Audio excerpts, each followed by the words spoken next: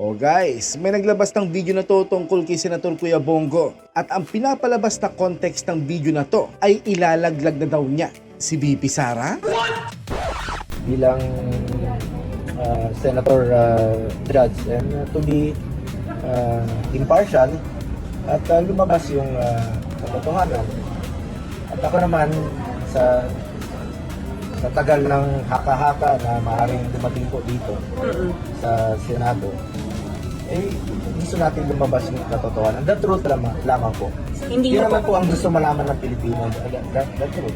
Hindi Ako, po bilang kontra senator judge, ay ilalabas ko yung katotohanan. Hindi nyo ko kontra yan, sir. Pag umangat dito sa Senate. Haharangin ng Duterte. Yung Wala convening. naman pong ganung usapan na haharangin. It's our mandate.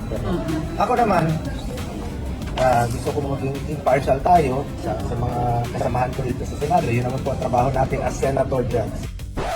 Ano daw? Yung ba talaga ang sinabi? O iniba na naman nila ang konteksto ng mga sinabi ni Senator Kuya Bongo? Well, para hindi po kayo mabiktima ng fake news mga idol, ito po ang buong video. Panoorin po natin. Sir, yung possibility lang na umakyat yung impeachment trial ni VP Sara, how do you feel about it, sir? Dagdag sa trabaho nyo, ang dami nyo pang ibang mga laws na kailangan ipasa. It's our mandate, no? Obligasyon naman natin to. Kaya nga po tayo may constitution na dapat sundin. Sir, kapit ko. Bakit? Sorry excuse me. Meron tayong mandato na dapat sundin. Kung umabot dito, kailangan namin gampanan ng aming trabaho bilang senator judge and to be impartial at lumabas yung katotohanan. At ako naman sa tagal ng haka-haka na maaring dumating po dito sa Senado, gusto natin lumabas yung katotohanan. The truth lamang po. Yun naman po ang gusto malaman ng Pilipino, the truth.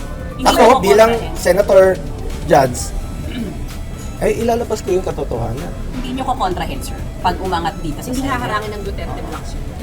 Wala naman pong ganung usapan na haharangin po. It's our mandate po. No? Ako naman, gusto ko maging impartial tayo sa mga kasamahan ko rito sa Senado. Yun naman po ang trabaho natin as senator judge na maging impartial. Ba't lumabas yung katotohanan? The truth lamang po. At yun rin po ang gustong malaman ng Pilipino. Ako, bilang senator judge, ilalabas ko yung katotohanan. So, anong pagkaalam ko? Ano yung mga naririnig ko na mga kasinungalingan, maaari kong tanungin. Karapatan namin na tanungin bilang senator judge, meron bang kasinungalingan na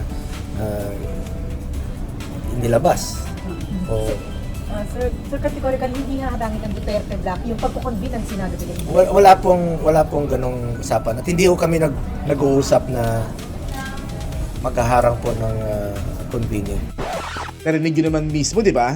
Ang sinabi ng Senator Kuya Bongo ay bilang senator judge, kailangan daw maging patas at ilabas ang katotohanan.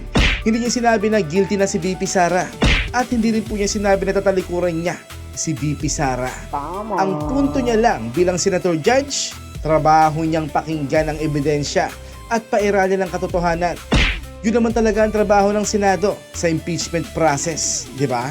Kaya mukhang may mga taong pilit pinag-aaway talaga sina Senator Kuya Bongo at VP Sara gamit ang putol-putol na video at maling interpretasyon.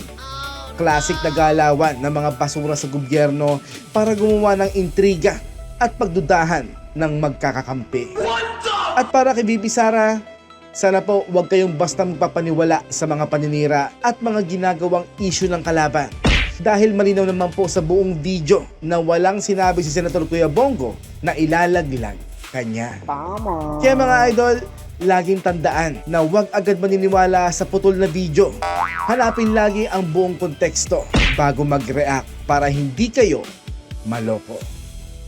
Okay ba?